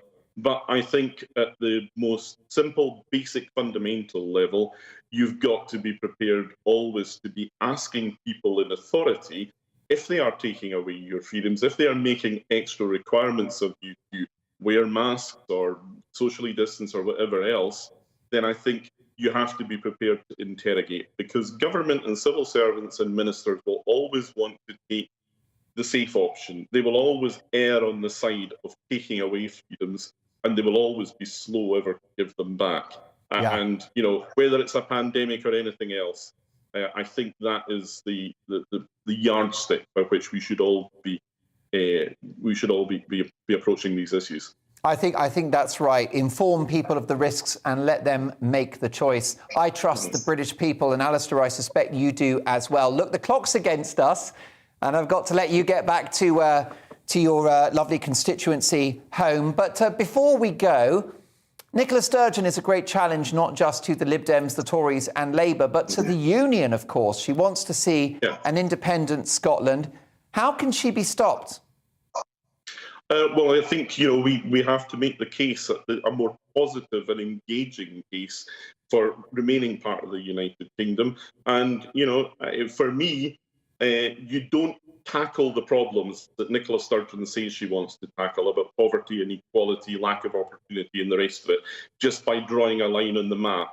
And we've got to remind people in Glasgow, Edinburgh, Dundee, that actually many of the problems they face are exactly the same problems that are faced by people in Manchester, Birmingham, Cardiff, Belfast, and everywhere else. And really, I think the difference between a liberal message and a nationalist message is always that we've got more in common with each other than divides us. And we should be focusing in our politics on those things that we have in common, the things in which we agree, rather than the things that divide us. And if you do that, then the nationalist message always struggles to find traction. Look, Alistair, I know you're going to say that Sir Ed Davey is doing a great job as leader, and he is a good guy. Yeah. He is a good guy, but should he retire, would you consider the role? I think you'd make a great leader. That's very kind of you, Mark, but no, look, I'm, you know, as I say, I've been at the heart of British politics now in Parliament for 20 years, and I've loved every second of it. But, you know, one of the first casualties of any career in politics is very often self-awareness. and I've fought hard against that for years.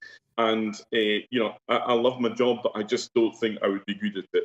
And the truth of the matter is we've got a great generation of new talent coming on behind us, and I think I would be better placed helping them get into a place where when Ed eventually decides that he wants to move on, and I hope that will be a long time still, then we'll have a good crop from which to choose a successor. Alistair, great to have you on the show. Thanks for giving up a portion of your Saturday evening. I look forward to catching up again in the near future. Lots more to come on the show. We're going to have US News live from the Hollywood Hills in California. Kinsey Schofield. I think Nick Clegg lives in California now. I wonder whether Alistair's still in touch with him. Looking forward to my conversation with Kinsey. Plus, we've got much more as well. Your emails and a big part of our show, the news agenda with my panel and another great British game show. See you after this.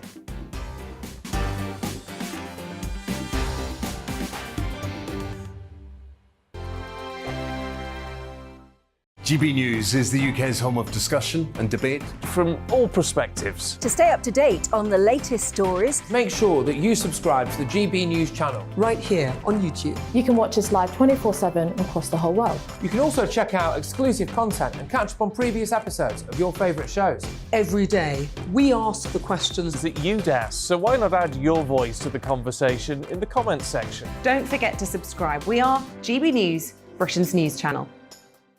Every night at 11 on GB News, we bring you the next day's stories the day before. It's basically like time travel. If it's a big story, we'll cover it, guaranteed. But we'll also have some fun along the way. Big opinions, big laughs. Sometimes big hair. This is Headliners, the paper review show that won't send you to sleep like the others will. 11 p.m, 7 nights a week. Join us.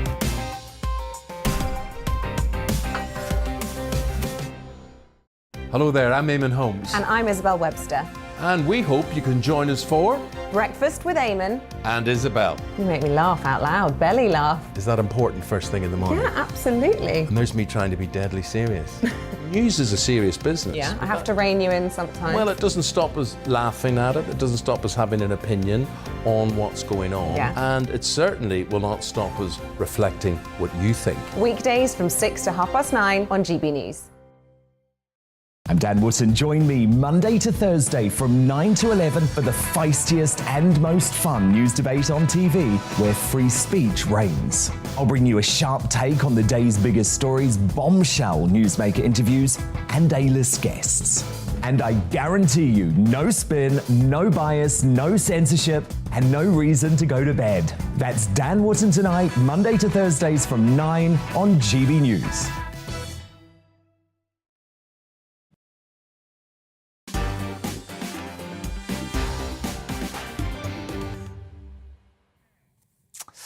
Good evening, Mark, says Gordon. The problem with Great Britain is it forgot how to innovate. We need a new university of innovation to think, what would the Victorians do? This in relation to our energy crisis. Nuclear, coal, gas and shale gas are innovative old hat now. For the same cost as HS2, the Go Fast rail project, we could build a new river. The advantage to a new river is that firstly, it will help control flooding, and secondly, it will generate an unlimited amount of hydroelectricity. Well, Gordon, what a brilliant idea. A university of innovation. I do like the sound of that. It's time now for US News with the queen of American political showbiz and royal reporting, Kinsey Schofield. Hi, Kinsey. Hi, Mark. You are having such a naughty show today. I had to Google steak and you know what. Oh, my God. What very, a very naughty indeed. But listen, it's about to get X-rated because we got some really big stories to get through. But let's start with the Super Bowl, which is happening this weekend. For those of my viewers that don't know what it is, can you explain? It is the perfect excuse for you to drink copious amounts of alcohol and nap all weekend long, really. It's our football, and we are having it at SoFi Stadium this year in Los Angeles, California. With all the celebrities already in this town, the parties are heightened. You're trying to get into the Maxim party. You're doing everything you can to stumble upon people outside of the Nice Guy nightclub. It's really an exciting time time to be in LA. Everyone is here. Everybody wants to be involved in the hype and the atmosphere. Now, I've heard, Kinsey, that when the Super Bowl is on, crime drops in America. You know what? That is absolutely true. That used to happen with I Love Lucy too. Isn't that funny? Wow. That no one would use water and everybody was stopping to watch I Love Lucy. I recently read that. But yeah, everybody's watching the Super Bowl, no matter, even if you don't have, a particular team that you're rooting for. And that's kind of the way it is this time around. These are not two popular teams nationwide. They kind of just stumbled upon this. This is their lucky shot. So everybody tunes in whether they have a favorite or not. I'm going for the Bengals because I love Joe Burrow. He's their quarterback. And when I was in New Orleans as a morning news anchor, he was like the college football guy. So I'm going for Joe. Well, there you go. I've never heard you say I'm going for Joe before. So there you go. That's It'll be the first and last time, Mark. It's a new script. We'll clip that and we'll play it back to you later. Kinsey, what about the halftime show? Tell my viewers about that and what a big deal it is, the halftime entertainment. Wow, the halftime show is something you wait for all year long. You are so excited to see who they choose for it. Honestly, if I'm being blatantly honest with you, it has not been the same since Janet Jackson had her little nip slip. Can I say that in Britain? I don't know. You can indeed. We'll fix it and edit. She and Justin Timberlake performed together and she revealed some of her breast to the audience. Absolutely. And it was quite the scandal and something anybody could totally get away with today, but not at the time.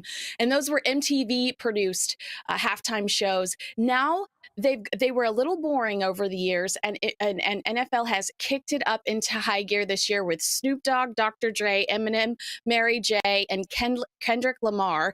This is 44 Grammy Awards, I believe, between all of these people. People are so excited about this halftime show. They're saying that they're watching the concert this weekend, not the Super Bowl, the concert. And, there's so much anticipation that outside of SoFi Stadium right now, they're blasting Bon Jovi because they're so afraid that people are going to get just even a little hint of what's to come. The anticipation is mounting. They're drowning it out with Bon Jovi, and neighbors are complaining because they're tired of living on a prayer. And I believe the commercial breaks during the Super Bowl are at a premium. Companies paying millions of dollars to get a few seconds of airtime. And you know what? The even funnier is the people that go out of their way to get banned from the Super Bowl commercials, because that's great PR. So people that put together these risque ads or ads that, are just too hot for TV, you're seeing people do that too, just so that they can say we were rejected from the Super Bowl and they get their 15 minutes anyway. But yeah, you see huge stars sign up to do these really quirky commercials. Every year you're surprised by who shows up in these commercials. I just watched one with Jason Bateman. You remind me of Jason Bateman. I love Jason Bateman, but Jason Bateman's in a new one that's super cute so far. But every Super Bowl, watch out for the commercials. They're amazing. Well, I'll take the compliment, but I think you need some new eyeglasses, Kinsey, I'll be honest. I tell you what, I wish I looked like George Clooney, and he's in the news this week, isn't he? He is, and for the most bizarre reason, he's in the news this week because one of his production partners, George Clooney, as you know, really leans heavily on the Democratic side, and one of his producing partners, his name is Grant Helslove, is actually rallying behind the cause to recall Los Angeles, his district attorney. You and I have had conversations about this guy, George Gascon, and the reason is the crime is insane in LA right now.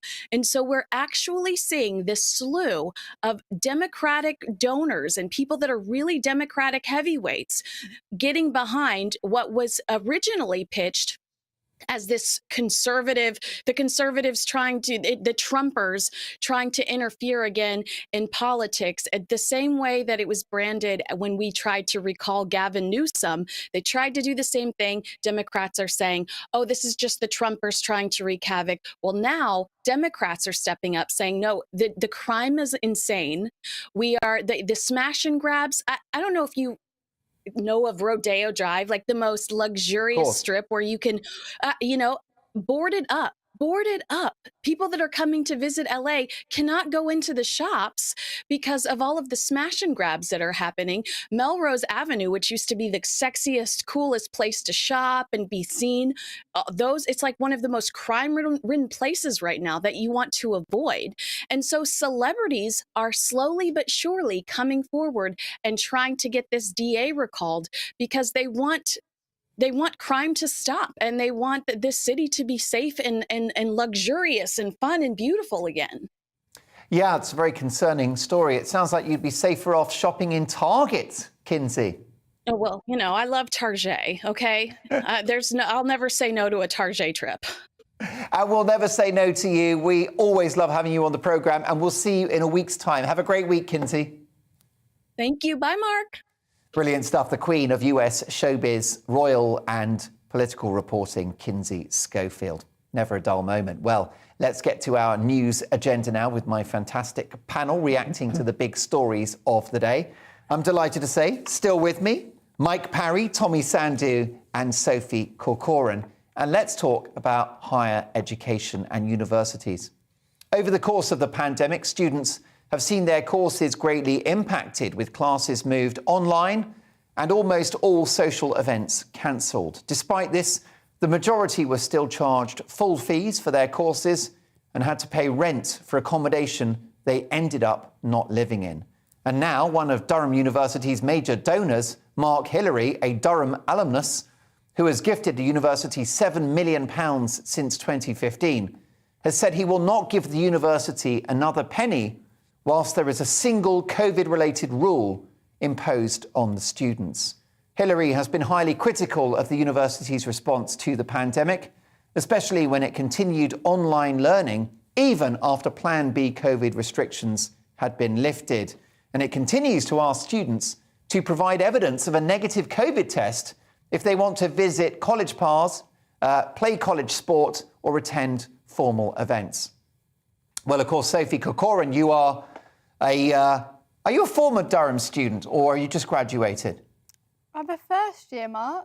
Oh my goodness, you know what? You're old beyond your years. I can't believe that. So you're attending Durham University. What's your reaction to the decision of this donor to withdraw his funding?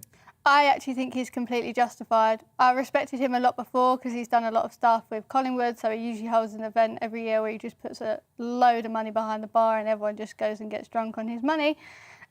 Typical Durham behaviour, really. And yeah, I really respected him, but now I respect him a lot more. I mean, my university has just taken a mix. So, slight update for you. My university are actually going to scrap the COVID testing by the end of February. But for some reason, we still have to wear masks. They're not scrapping that. So any time we go inside a building at university for our lectures and our seminars, we still have to wear masks. Why? What evidence do they have that the government doesn't have? Well, that's right. But also the mask mandate in England was lifted by the Prime Minister 2 weeks ago. Exactly. And I think this isn't just a Durham problem. I think this is an educational problem. These unionists, these academics and these teachers think that they know better than the government, and what they're doing is they're putting politics before young people's education. I mean, there's about 200,000, I was speaking to Neil Oliver earlier as we come in, 200,000 children are still wearing masks in schools. It's just ridiculous. I mean, us young people, we needed the restrictions the least, so why are we the last to get our freedoms back? I don't... Yes, can you tell me about the impact on your learning of wearing a face covering during a lecture or previously at school? Well, obviously, I had that infamous video that came from GBNews, which I think made it pretty clear, but it's so difficult. We can't communicate with our teams properly. We can't communicate. When I was in sixth form more so, we couldn't communicate with our teachers.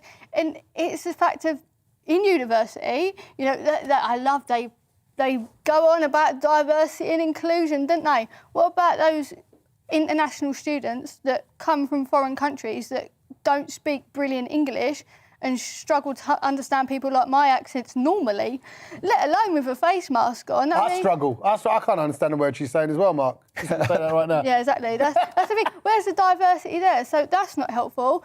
And what about young people that have, you know, hearing impediments or other sorts of learning disabilities, what about them? You know, all of these people that preach inclusivity and diversity and all of this nonsense are then trying to keep us locked down with face masks. And young people's education has been destroyed for nothing. We saw lately that the 0.2% these lockdowns had overall, and what adds insult to injury more than anything is that the people that have ruined my generation's education got knighthoods for doing it.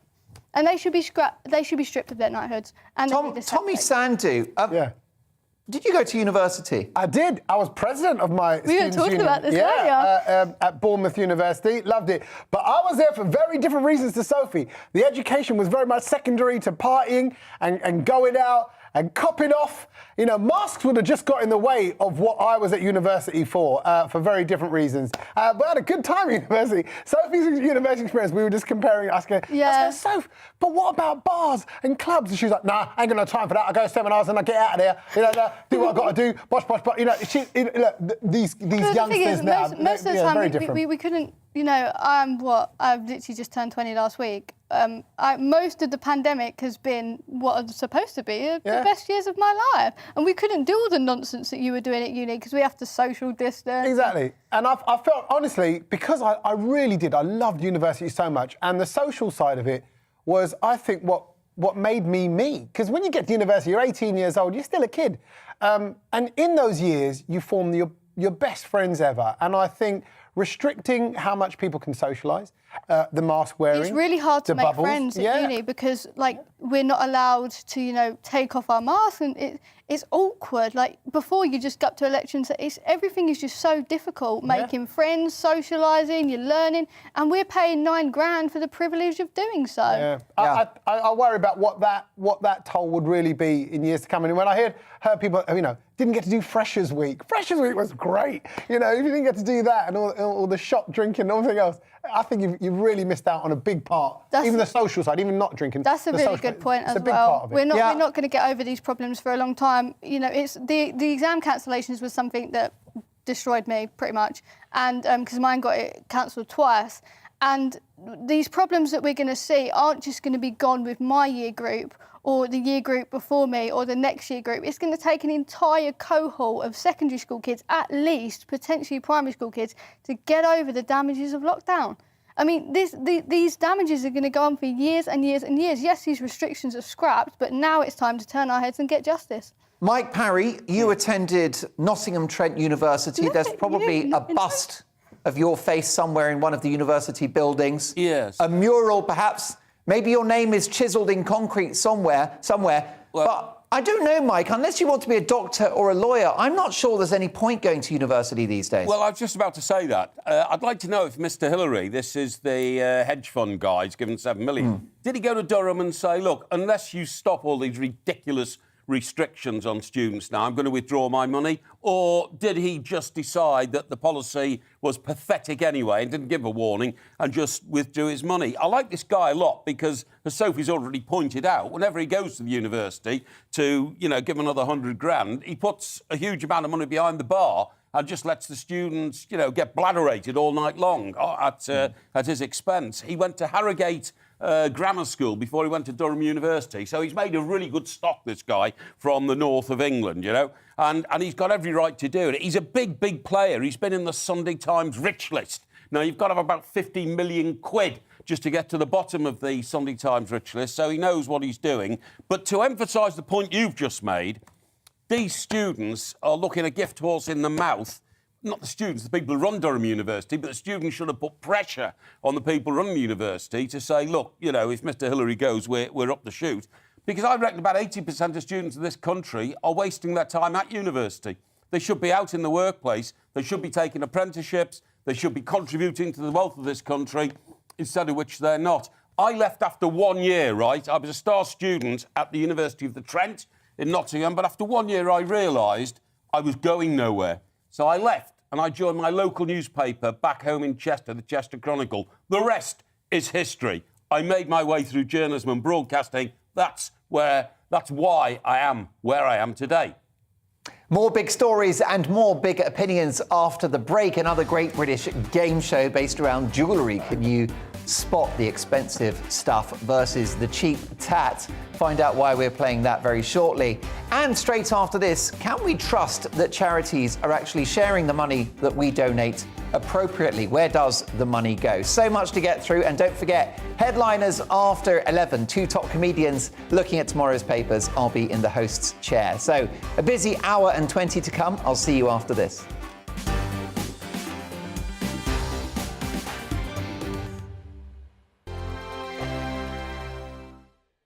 GB News is the UK's home of discussion and debate.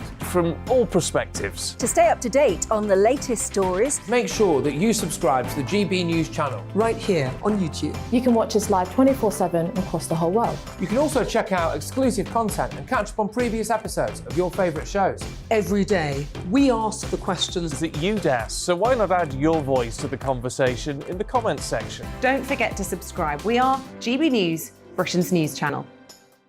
Every night at 11 on GB News, we bring you the next day's stories the day before. Basically like time travel. If it's a big story, we'll cover it, guaranteed. But we'll also have some fun along the way. Big opinions, big laughs. Sometimes big hair. This is Headliners, the paper review show that won't send you to sleep like the others will. 11 p.m, 7 nights a week. Join us.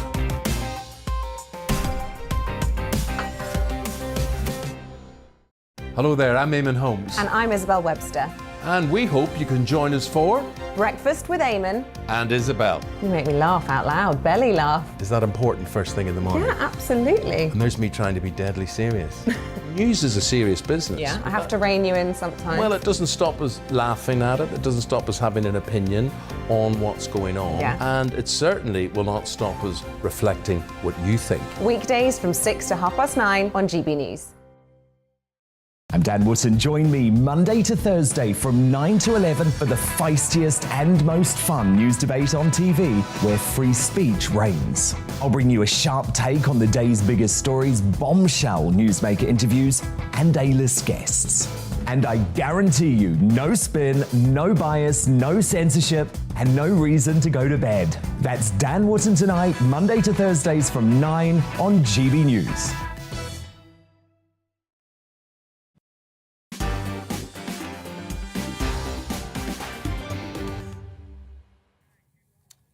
Brilliant email from Ronald. Dear Mark, great show tonight. And that lady, Sophie, on your panel, may be very young, but by golly, does she show a lot of common sense.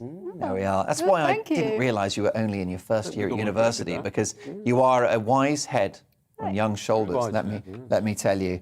Also on university, Anne says, Dear Mark, the COVID pandemic has shown too many people go to university for the experience, not the advancement of their education. Rod Liddell's proposal that only 15% of people should go to university is absolutely right. We could pay for this number to go and get their degree free of charge, and the rest should get a job. When I went into third stage education, it was to get qualifications, not to get drunk. Annie, thank you for that. Deb Carr, by the way, says, Hi, Mark, great show as usual. Great panel tonight. And especially nice to see Mike. I always listen to him on Talk Sport, and it's even better seeing him on your show. Look at that. Thank you. The Mike Parry fan club. I hope he meets the future Mrs. Parry. He's clever, kind, and a true gent. Oh, that's very nice. Well, there you go. You've got an admirer there, Deb. Oh, that's good. Very kind words. Well, we've got more news agenda to get through with my brilliant panel. And in the latest of charities not being so charitable, a Daily Mail exclusive has revealed supermodel Naomi Campbell's charity Fashion for Relief spent a whopping £1.6 million on lavish events. 1.6 million, whilst the charity only spent £205,000 worth of donations on good causes. This news comes only days after the Charity Commission announced it would be reviewing payments made by a charity set up in honour of the late Captain Tom Moore. So it begs the question, are charities really that charitable? Tommy? I get booked for charity events now and then, and I've only just recently become a little bit comfortable charging for them. I never charged. I thought, it's a charity event, everyone's doing it for free. And they said, no, we've got a budget. And I'm like, well, it's not charity then. I didn't understand, because I thought, I charge for corporates and you'll get good money. And so I thought, Shouldn't everyone just be, giving up their time? And that's what we do.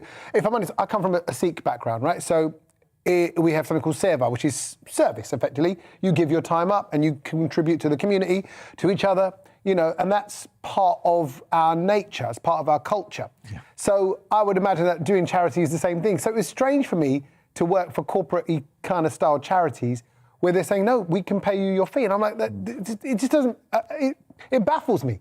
And also charities with expensive central London HQs. Right, right. And also top-notch venues, and they've got top-notch caterers. And I'm like, well, if you just didn't do the event and just handed that money over, you'd be given a lot more. And there's no risk. I know. I mean, I think we've all, or certainly where possible, we've got charities that we donate to. I've got a few direct debits. That's a very convenient way of giving to the charity. But I don't like getting letters from them, Mike, because those letters cost money. It's funny you should say that. I think the charity business is on the verge of being a racket. I mean, take Miliband, David Miliband. Mm-hmm. Once he'd failed to become leader of the Labour Party, he went off and worked for a charity in America where he's now being paid $1 million a year. That's right. Why do you pay somebody who's leading a charity $1 million a year? Lots of people could do that job for $50,000 a year. Yeah. It's a kind of racket. Now, you say about letters, OK? I supported a charity for years, and the chief executive kept writing me letters and asking for more money. So eventually, I got back to the chief executive and said, look, I'm a broadcaster. Take me to Africa, where the money is spent from your charity to help people in Africa. I'll make a video for you. I'll make a little programme. It'll go viral. It'll go viral. I said, that will raise you more money than you writing to me all the time, asking me for more money and all the other donors. When I tried to approach the charity to do that, their response was, the chief executive doesn't speak to individual donors. I'm sorry. You'll have to go through our press office. I said, no. I've given you something like 250 quid a month for the last 3 years, or something like that. Would not speak to me. That's a huge amount of money. Yeah, exactly. I killed it like that. I only now donate to one charity, and that is a horse sanctuary run by my friend Jenny Seagrove, the actress, down in Surrey, where I can go and actually see how my money is spent. I can see the work they do. I've got, a feeling for it. I can see it work. Because, as you just rightly said, these huge glass palaces that these charities live in the middle of London are completely unnecessary. They should be based in somewhere like Southend or Teesside or the Isle of Man or something. They don't need glass palaces in the middle of London. Sir Elton John set up the Elton John AIDS Foundation, which has raised, I think, tens of millions of pounds for AIDS. When he set up that charity, he bought the HQ out of his own pocket because he wanted donators to know that every pound went to AIDS. Yep. So that charity is literally cost neutral for the donor. Yes. And I think that's the template. And if we knew that there was that sort of commitment from charitable trusts to the cause, we would be more generous. I totally agree. It's on the verge of being a racket, and there's so many of them now. It's certainly an industry, isn't it? It's a huge industry. I mean, I've had heart problems the last 20 years, and I'm very grateful to the National Health Service, but also heart charities approach me now because I've got a high profile but there's about half a dozen heart charities. Why do you need half a dozen heart charities? Why do you need charities in the first place to help people with their health when we've got the National Health Service? I don't understand it. I don't understand the charity industry and not only that, or the charity business. There's no checks on anyone who's behind it, who's setting it up. So if you've got someone who decides tomorrow, like Naomi Campbell or her friends, and the group of people says, this is what you should do, Naomi. You should do a night, champagne, all that, spend £1.6 million on a night. Where's their CV to say they're worthy of raising that money, other than the profile and the following she's got? It's actually just a really badly run business. I mean, some, Sophie, to be charitable to the charities, they might argue that these big events in central London hotels raise a lot of money, maybe raise more money than they actually cost to put on, and perhaps they raise awareness. I think raising awareness is a really important thing. Don't forget, those of us that are involved in politics do a lot of this style thing through political party fundraisers. I mean, the Conservatives are really well known for having, high-profile dinners, and people pay a lot of money to, go and have dinner with Boris Johnson. I mean, controversial, but these days it has been controversial. But they pay a lot of money to go and be with these high-profile people. I think that is a similar thing, and that is an incredibly good way how we, the Conservative Party, fundraisers. So that has a point, but a lot of these new charities, it's very clear to see between the charities that actually want to be charitable and those that are just celebrity vanity projects. Yeah, too right. Well, And look, this one is a good example. it is of such certainly thing. a concern, isn't it? Well, look, it's time to close out the show, and we always end with a Great British Game Show. And it's based around this story today. The designer jewellery brand Asprey has announced that in order for it to remain solvent, it has had to close its flagship store in Bond Street.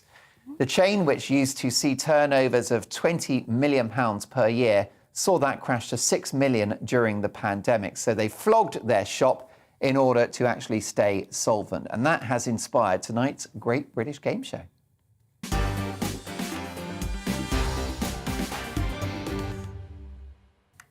Yes, indeed. So what we're going to do for my panel and you at home is show you a number of items of jewellery, and you've got to decide whether that jewellery is posh or tosh.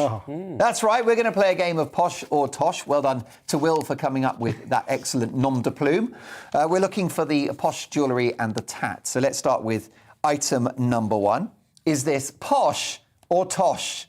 It's shiny. It's posh, Looks Mark. like it's from Pan. Look how You'd get shiny things from Pan. No, but look how that is posh No, shiny. I'm That's not tacky I'm shiny. disagreeing. There's a different kind of shiny. All right, we got Looks like two. it's We from got Black two. We've got Market. Mike and Tommy for posh. Hanging from your ears, posh. And That's a Sophie Chanel. says it's tosh. Well, let me tell you, it's posh. Yeah. Jennifer Fisher, fine lily huggies, £1,048. There you go. Who knew? But is that pamper? Is that like a nappy? Sounds a bit. Yeah, £1 fine lily for a couple huggies. of pairs of They sound like earrings. flash pampers. I'm going to poo in a pair of those. Let's have our next item of jewellery. Is it posh or tosh? Let's have a look. Posh or tosh? That's tosh. Look at the yellowness. Sophie, you would wear jewellery as a lady? Posh. That's posh. No, it's not. Yeah, That is I'm another actually posh. going to side with Mike. I think it's posh. No, it's not. Look at it. It looks. It is. It looks, Do you it think looks that's plastic. It looks like special? It's too yellow. It's too Let me yellow. tell you, the points go to Tommy. It's Come on. posh. Hey, listen, Yes, I'm from indeed. the East End. We should know. He knows his right? tat. That's got They're called market. Claire's hoops, and they cost £12. There you go. How about this? Claire's. Posh or tosh? Your next item. Ooh. That's a ring. It's a gold ring for those listening on DAB+. My uncle's got one of them, I And swear. it's got a lovely is it sort of posh or tosh? purple stone in the middle. Posh or tosh? That's posh. That's probably Yeah, I posh. mean, if it's got a coloured stone, I'm going to say. Are we all going posh? Yeah, I think I'm so. afraid it's tosh. £12.99. H&M. Who knew? Oh, got done. How about this? People, that is posh. Well, just a bit. Posh or tosh? It's a necklace. That's got to be posh. That's got to be posh. Definitely posh. It is posh. Well done. It's a Tiffany necklace. £2,000 and 75p. Wow. Why would you pay that for it? I know. And 75p. £2,075. How about this one? This bracelet. Posh or tosh? That's posh. Definitely. No, that's another. That's a kid's one. I'm That's going to agree tosh. with him just because I think he knows his posh stuff. That's posh. Yeah. Mike Parry gets the points. Oh. It's £699 from H. Samuel. How about this one? Posh or tosh? It's a pair of earrings. No, that's tosh. That's from Yeah, Pan. yeah. Well done. You spotted them. 14 quid Lovisa earrings. I'll be giving those to I've got Mrs. one of Dolan them. on Monday. Yeah. Keep your voice down, will you? There you Shh, go. our little secret. How about this one? Last one. Posh or tosh? Oh, that's it's a posh. bracelet. Yeah, That is that's definitely definitely All right, posh. yeah, let's back the parry. Yeah. Oh, yeah. Well, Mike Parry knows quality when he sees it. Yeah. £5,865 Le Gram bracelet. So I'd stick with me, guys. I definitely won't be getting that from You Mrs. can Dolan. get like a first class It'll be flight an for emergency that. visit to my local Shell garage. Thanks to my amazing panel tonight. Thanks to you for your company and my team. And stick around because I'll be in the host chair for Headliners after this. Looking ahead to tomorrow's weather, and the UK is looking wet and windy for many. Let's take a look at the details. Across the southwest, persistent and heavy rain will push eastwards through the morning. It will be windy for all, but especially along the coasts. Further east, a cloudy and breezy start to the day with some drizzly rain at times. The winds will pick up through the morning. Across South Wales, another wet start to the day, very windy as well. Take care on the roads as there may be surface water. In northwestern England, rain will be likely heavy and unpleasant at times, particularly over higher ground. Across northeastern England, slightly calmer at first, but it will soon turn wet and windy here as well. The rain will likely be heavier and more persistent for many compared to Saturday. In southern Scotland, a drier and slightly calmer start to the day, though largely cloudy. By mid-morning, it will turn wetter from the south. For Northern Ireland, expect a drier and calmer start as well, fairly mild and cloudy. However, things turn wet from the southeast by mid-morning, driest in the northwest. The rain and strong winds will continue to push northeast with the dry weather reserved for northern Scotland. And that's how the weather is shaping up tomorrow morning.